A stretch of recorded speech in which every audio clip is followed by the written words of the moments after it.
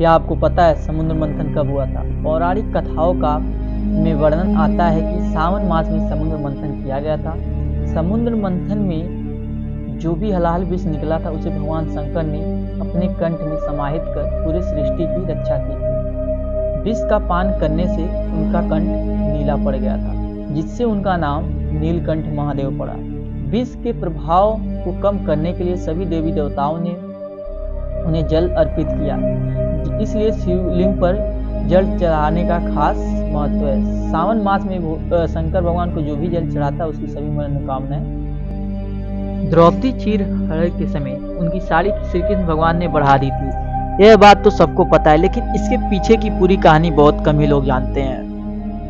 श्री कृष्ण भगवान जब शिशुपाल का वध अपने सुदर्शन चक्र से किया था, तब उनकी उंगली थोड़ी सी कट गई थी, जिससे द्रौपदी ने अपने साड़ी का पल्लू फाड़कर श्री कृष्ण की उंगली पर बांध दिया। तब श्री कृष्ण ने कहा था कि द्रौपदी, मैं तुम्हारे एक एक सूत का कर्ज उतारूंगा।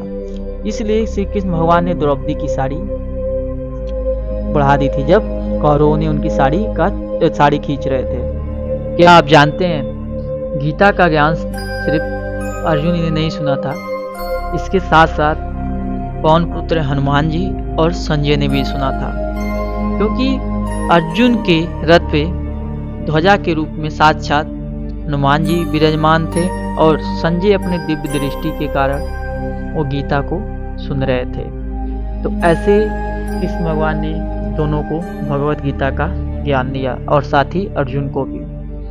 क्या आप जानते हैं, मध्य प्रदेश के उज्जैन शहर से करीब 8 किलोमीटर दूर एक काल भैरव मंदिर है। यहाँ भगवान काल भैरव को प्रसाद के तौर पर केवल शराब ही चढ़ाया जाता है। शराब से भरे प्याले काल भैरव की मूर्ति के मुंह से लगाने पर देखते ही देखते वह गायब हो जाता है।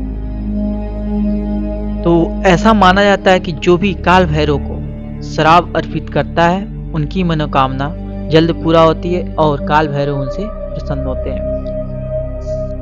शव को चिता पर रखकर पानी से भरे मटके में छेद करके शव के चारों तरफ क्यों घुमा जाता है? क्या आपको पता है? इसका अर्थ यह होता है कि जो हमारा शरीर है एक मटके की तरह है, जिसमें जीवन हमारा पानी रूप में बहता रहता है, और जब हमारे शरीर से जीवन समाप्त हो जाता है तो हमारा जो आत्मा है हमारे शरीर को छोड़कर चला जाता है। इसी प्रकार से जब मटके में पानी समाप्त हो जाती है तो उसे फोड़ दिया जाता है। क्या आप जानते हैं, गाय के घी से हवन करने पर लगभग 1 टन ताजे ऑक्सीजन का उत्पादन होता है।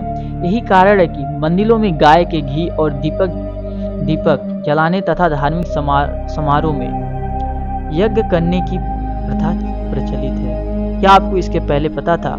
ऐसे ही रहस्यमय तथ्य जानने के लिए हमारे चैनल को लाइक सब्सक्राइब जरूर